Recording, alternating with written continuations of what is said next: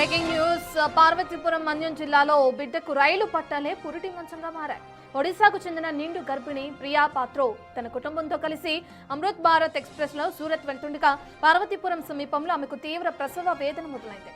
పరిస్థితిని గమనించిన కుటుంబ సభ్యులు ఆమెను బెలగాం రైల్వే స్టేషన్లో దించారు.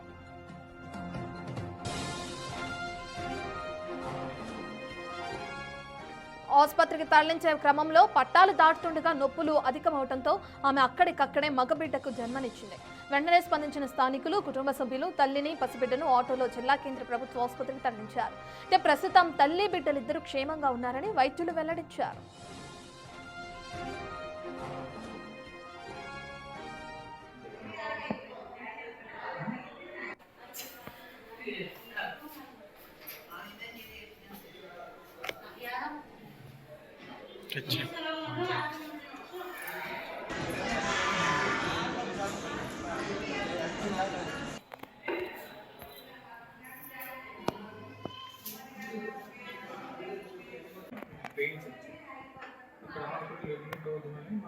పూర్తి డీటెయిల్స్ అందించడానికి మా ప్రతినిధి శివశంకర్ అందుబాటులో ఉన్నారు. శివశంకర్, తల్లి బిడ్డలిద్దరూ క్షేమంగా ఉన్నట్లు తెలుస్తుంది.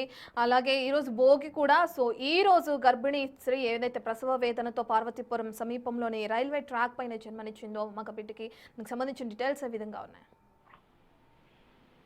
రత్న, మనం చూసుకున్నట్లయితే అంటే రైలు పట్టాలే బిడ్డకి పురిటి మంచం అయినటువంటి వైనం మనకు కనిపిస్తా ఉంది. అంటే అనుకోకుండా ఈ ఘటన జరిగిందని చెప్పుకోవచ్చు. ఒడిశాలోని బరంపురానికి చెందినటువంటి ప్రియాపాత్ర నిండు గర్భిణి. ఆమె అయితే మనకి మన్యం జిల్లా కేంద్రంలోని పార్వతీపురం బెలగాం రైల్వే స్టేషన్ లో ఒకసారి అంటే డెలివరీ అవ్వడం జరిగింది. అంటే తను డేట్ సరిగా చూసుకోకపోవడం కావచ్చు, పేద వర్గాలు కావడంతో పెద్దగా వాళ్ళకి ఏంటంటే ఆ ఏరియాలో అంటే ఒరిస్సాకి మన ఆంధ్రాకి బార్డర్ లో ఉండే వాళ్ళకి పెద్దగా ఎడ్యుకేషన్ కూడా ఉండదు. సో వాళ్ళందరూ కూడా అంతగా ఆర్థిక స్తోమత కూడా ఉండదు కాబట్టి వారికి పెద్దగా దీనిపై అవగాహన అనేది ఉండదు. దీంతో ఏంటంటే ఒకసారి అంటే ఆవిడ సరైన చెకప్లు చేసుకోకపోవడం కావచ్చు, డాక్టర్ దగ్గరికి వెళ్ళే స్తోమత లేకపోవచ్చు.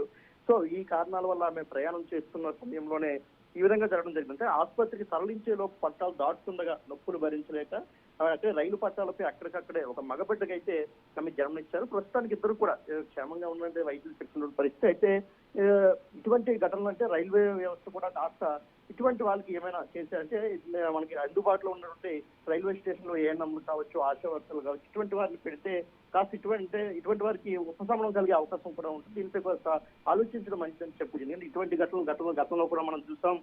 రైల్లో వెళ్తున్నప్పుడు కావచ్చు, రోడ్డు మార్గాన్ని వెళ్తున్నప్పుడు కావచ్చు, డోలీ మొత్తంలో ఇటువంటి గిరిజన పేద వర్గాలకి అన్ని కూడా కామన్ గా మారిపోయాయి. కానీ ప్రభుత్వాలు మాత్రం వాటిని పట్టించుకునే పరిస్థితి లేదు. ప్రభుత్వాలు కూడా అటువంటి వాటిపై దృష్టి పెట్టాలనేసి మనం చెప్పుకోవాలి. Right, thank you Shivshankar.